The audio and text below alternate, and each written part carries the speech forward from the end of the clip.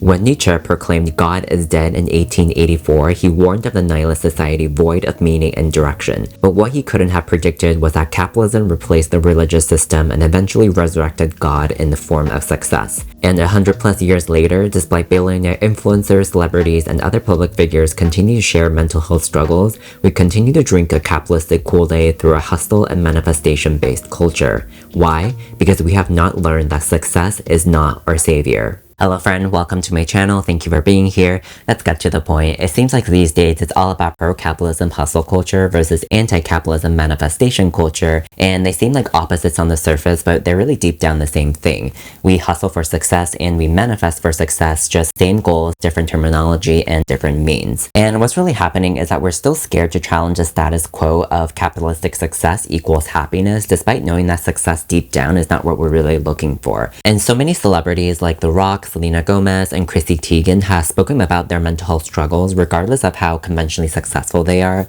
but we keep falling for this trap over and over again through the conventions of modern day self-help. And as much as we don't want to hear it, one of the main reasons why is because we haven't moved on from Christianity's paradigm of salvation from sin and seeking heaven at all, and carry these psychological burdens into our capitalistic model. But if you're like, that may explain. From the birth of Christ till the 18th and 19th centuries, churches had tremendous powers over society, with the popes and priests being the closest messengers of God, and therefore religion was the ultimate form of self-help. The premise of Christianity is based off the psychology principle of shame, where when God gave men dominion but Adam and Eve ate the forbidden fruit in Eden, they and the rest of humans in history were supposedly punished for their sins. So in order for Christians to secure their place in heaven, the most important pillars are faith in religion and repenting sins for God to forgive and purify human evils. Keep this faith and sin in mind because this will become really important. Fast forward to the late 17th century came the Enlightenment thinkers with the likes of John Locke and Jean-Jacques Rousseau, who argued for the power of humanity away from the monopolies of church and God, summarized in the Stanford resource stating that the faith of the Enlightenment is that the process of becoming progressively self-directed in thought and action through the awakening of one's intellectual powers leads ultimately to a better, more fulfilled human existence. And this premise of men and women now becoming God themselves is what led to the French and American revolutions and radically challenged Christianity's powers in society. So when Nietzsche proclaimed that God is dead, he explicitly states that a new mode of thinking would be required, since when one gives up the Christian faith, one pulls the right to Christian morality out from under one's feet. Christianity is a system, a whole view of things thought out together. By breaking one main concept out of it, the faith in God, one breaks the whole. Nietzsche explicitly states that Christianity is a system setting a code of morals for people, and without it, humankind would fall into some state of existential dread. Pause here for a second because I hear some millennials and Gen Zs out here saying, we're already out here being nihilist. Yes, I hear you. I'll make a separate video about that. But the vacuum of void of belief system, in short, needed another substitute to give humankind hope.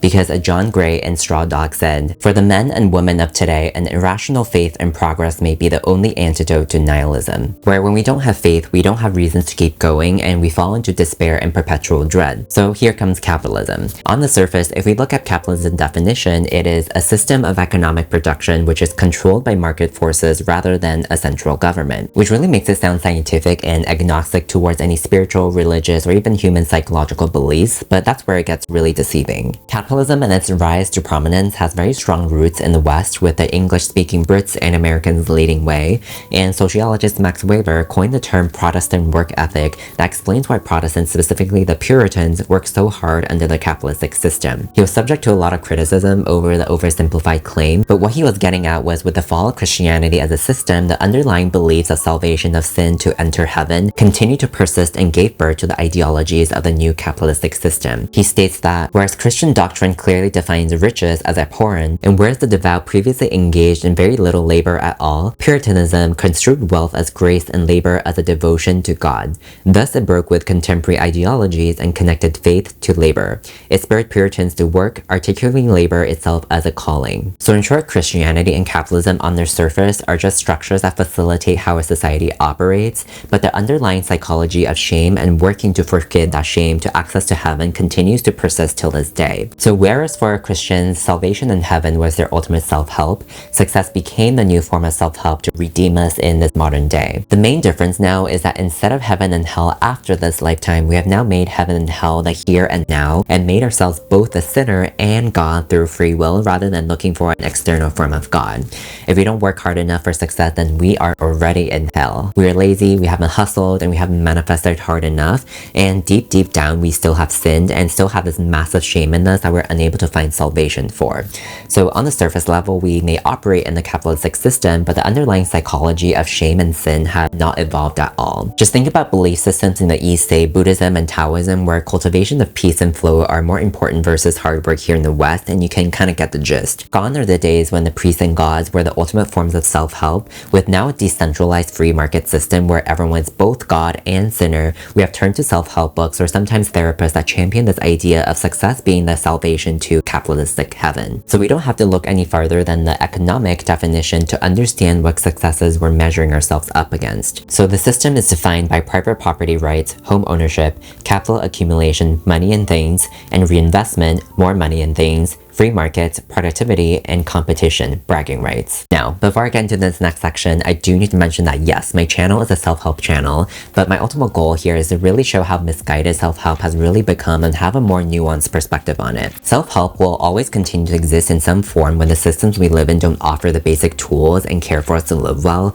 but the reliance on them becomes tricky when mainstream self-help books are highly geared towards that capitalistic system. So take the bestsellers in this category like 7 Habits of Highly Successful People, Atomic Habits, How to Win Friends and Influence, Think and Grow Rich. They're all examples of authors who are trying to work in the system for their own and other people's salvation of capitalistic sins like being lazy, not hustling, and not working hard enough. So there's nothing wrong with these books per se, but as the public masses become more reliant on the self-help category, we get into a predicament where if we're not aware of this underlying psychology of shame and sin driving these narratives, then we're really unable to blend and decipher between the two separate ideas of achieving material success and being happy. In my mind, where self-help should really be coming back to the self, questioning and challenging our ideas of what makes us happy, these self-help books blend success and happiness together because they're driven by trying to find their own versions of heaven. And these authors, YouTubers, or self-help gurus become massively wealthy while selling this dream of becoming the priest and pope class. It's this fallacy that you need to be successful first before you can start selling your church service. And I also see this in the opposite space where we have the I don't dream of labor movements as very much an anti to the capitalistic model,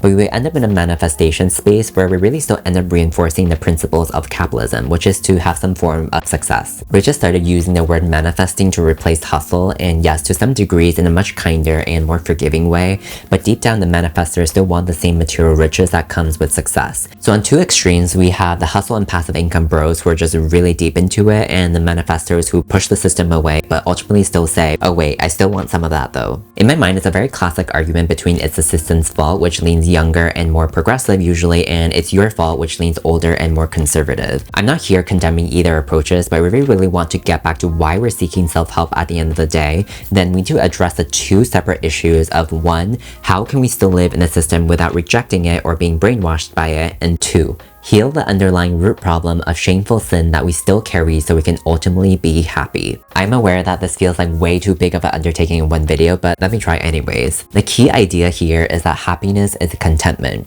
It is not some arbitrary form of success that has no ceiling and only rooted in money, power, and fame, or you're already perfect so stop trying and start manifesting, but that contentment is the middle way of saying I have enough and I am enough. And this fullness and satisfied feeling with life comes in two parts, the external reality and the internal reality. So let's start with the external reality. Contentment in the external reality is not about too little or too much, but what is enough. Christian capitalism has taught us that success means having as much as possible because we're all hungry ghosts who have sinned and need to fill our lives with material blessings. And this has translated into the idea of abundance, which is very well intentioned, but we end up equating abundance with success and excess, and we confuse excess with happiness. So that's why we have the rich AF celebrities with the excessive real estate portfolios, cars, and closets, but are still depressed and living in earthly hell. So having abundance in our external reality means what is enough material and money-wise that can keep us, alive, but also let ourselves enjoy the little things like dining out every so often or buying a new clothing item every season, etc. Here I'm not saying to stop hustling or manifesting, but for us to be cautious of if we stick to the upper limit of success does not exist narrative, then we will basically never be happy. Money itself is not good nor bad, and it's just a tool and means to live our life, and when we are too focused on having too much of it, it, we become enslaved to it, and too little of it, we can barely get by and end up tormenting ourselves with, say, extreme minimalism. In Buddhism, this is a principle of suffering where life will never satisfy you as long as you attach your happiness compass to either wanting more or going to the other extreme and living an ascetic or extremely frugal life. Buddha himself was a rich prince before embarking on his spiritual path and ends up starving himself before realizing that neither material riches nor a complete lack of it is the way. So taking the middle path of saying this is or will be good enough for me, making a commitment to it, and not letting lifestyle inflation carry you away is our medicine to coexist in this capitalistic system without reinforcing that endless sinner attitude that keeps us either blatantly or silently wishing for success. I'm not a finance YouTuber, so I'll let you figure that part out, but just keep asking and challenging yourself with what is truly enough and what is excess. And now, being content in the internal reality is twofold. 1. Learning to receive what we have already as enough, and more importantly, 2. Healing that internal relationship with shame that we inherited so we feel enough. The first part really comes down to a practice of presence and gratitude. Because we become so used to living in that future state of heaven and hell, and have taken it to our capitalistic system, our minds can barely pay attention to the present moment and recognize what it is that we already have. So for example, we can have a meal in front of us, but most of us will zap out of that moment, and the next thing you know it, we're already planning for the next meal, and we end up becoming that sinner again. So learning to redirect our attention to I am present for this moment and appreciate it for its fullness is already seeing that cup was already half full before we can move on to the next moment and continue to fill our cup. I made a separate video on how to gratitude journal that I'll link here. It's a very easy practice, but really dramatically shift your perspective on re-seeing how much abundance is already in your life. I also particularly love Zen master Thich Nhat Hanh's practice of walking meditation, where he basically says that everything we do is an act of meditation if we bring mindful attention to it, and we can start experiencing that joy and peace with the enoughness in our life. Happiness really does not need to be saved exclusively for dedicated moments when we can start paying attention to our present moments. And the second part is for us to heal that relationship with shame and sin we've inherited since the Christian days, so we can start feeling more content with ourselves. This one is harder but the most rewarding. The relationship we need to recalibrate is the amount of self-worth we tie to heaven and material success, and isolating the external cause with a message that we've internalized. We are at a crossroad moment in our culture where more and more of us are questioning the damage that past generations have done and passed on to us,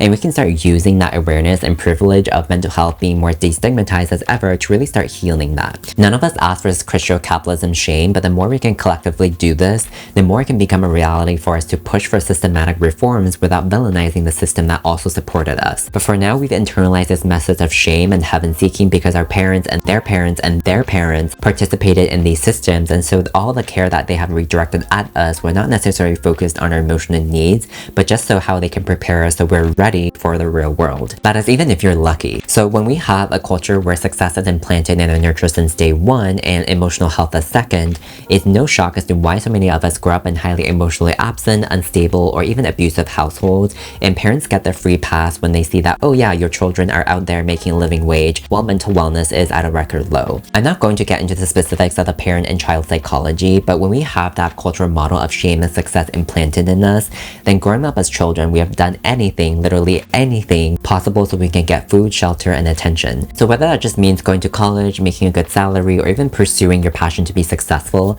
we all collectively grow up seeking salvation through seeking love from our parents that have drank the Christian capitalistic Kool-Aid. But here it's important to recognize that we are now adults. We will not die when we are abandoned, so we also need to abandon the model of working for our own parents and our own love. We can no longer continue living for the previous generation's fears, because those fears is what causes us to be trapped in a success cycle and causes us to be ultimately unhappy. So we really need to stand for our own self-love, ask ourselves the hard questions of how can it untangle the relationship between self-worth, shame, and success before we can stand in parallel to the system and nourish ourselves with that love and joy that is not excessive nor too little, but just enough. Alright friend, thank you for watching this video. I'm not going to lie, I wasn't expecting myself to get so into the system side of things, but I do think it's really important, and I hope that you will look at self-help and success through a more critical lens after this video. I appreciate a thumbs up and a subscribe, and see you next time. Take care.